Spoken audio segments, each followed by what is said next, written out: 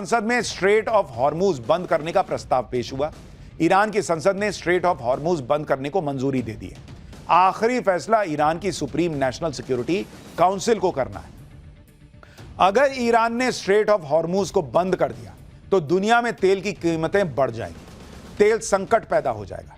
Iran के इस फैसले ने अभी से दुनिया में हलचल मचा दी है, क्योंकि इससे सिर्फ ईरान ही नहीं बल्कि 5 दूसरे खाड़ी देशों का ऑयल ट्रांसपोर्ट भी ठप पड़ सकता है और इसका असर चीन, जापान, अमेरिका के साथ भारत पर भी पड़ सकता है।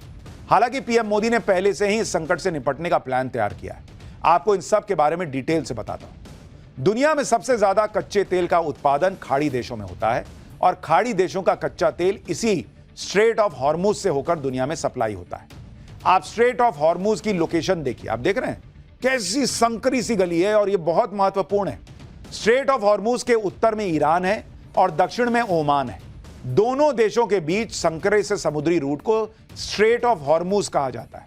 Straight of Hormuz Persian gulf को अरब सागर से जोड़ता है और यह मात्र 33 किलोमीटर चौड़ा हिस्सा है। आप देखिए, वो जो छोटा सा आप चुन्नू सा हिस्सा देख रहे हैं वो 33 किलोमीटर चौड़ा है।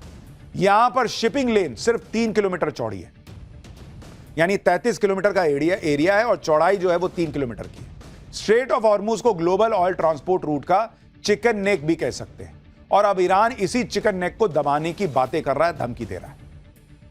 आपको यह भी जानना चाहिए कि ग्लोबल ऑयल ट्रांसपोर्ट में स्ट्रेट ऑफ हॉर्मुज कितना महत्वपूर्ण योगदान देता है। स्ट्रेट ऑफ हॉर्मुज से दुनिया का 20% ऑयल ट्रांसपोर्ट होता है। दुनिया का डेली 20 मिलियन बैरल तेल यहां से गुजरता है, यानी करीब 318 करोड़ लीटर तेल हर रोज दुनिया का 1/3 पेट्रोलियम प्रोडक्ट यहां से जाता है। ईरान समेत Iraq, Qatar, Bahrain, UAE, Saudi Arab, Kuwait 7 खाड़ी देशों के लिए लाइफलाइन की तरह है। इसके बंद होने से दुनिया में तेल के दाम 70% तक बढ़ सकते हैं।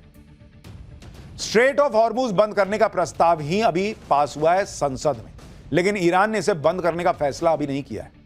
इतने भर ने दुनिया में सनसनी फैला दी।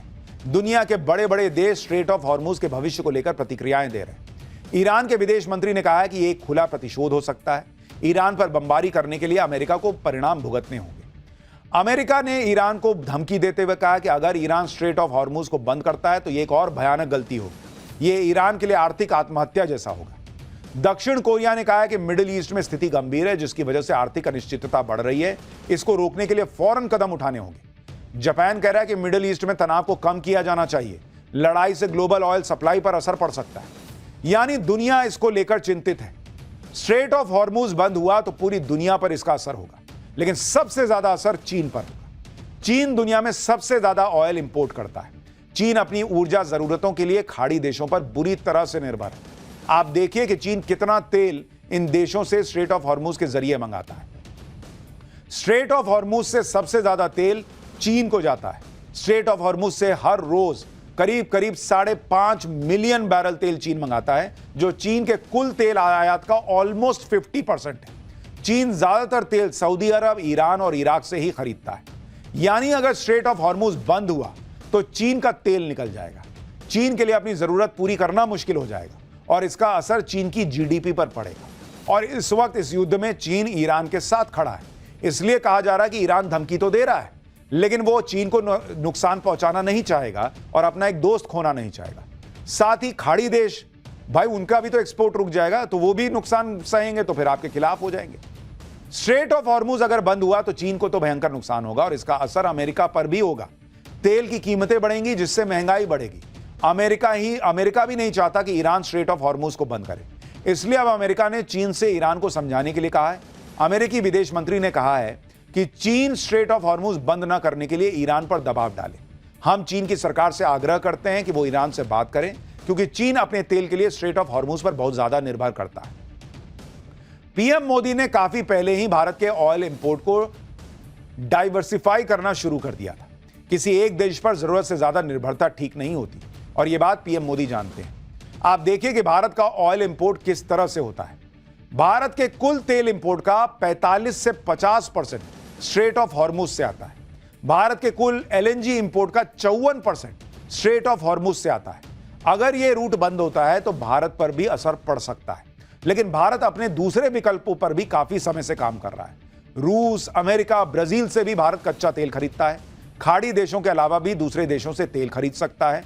खाड़ी देशों से आने वाले तेल को रीरूट कर सकता है।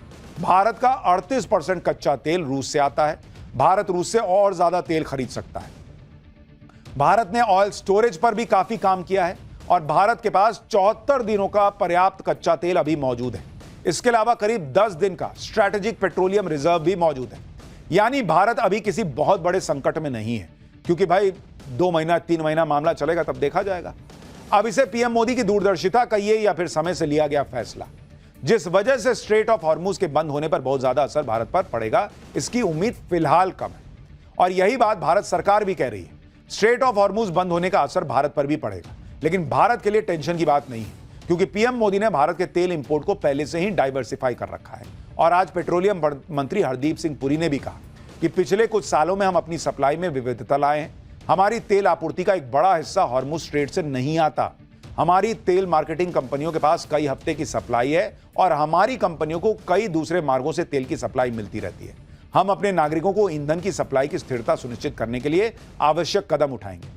यानी मोदी सरकार जिस तरह से कोविड के समय और जिस तरह से रूस और यूक्रेन युद्ध के समय भी तेल की कीमतों को, जो दुनिया में तबाही मचा रहा था, उसको ऑलमोस्ट कंट्रोल की हुई थी, वैसे ही उनका दावा है कि हम इस बार भी कर पाएंगे।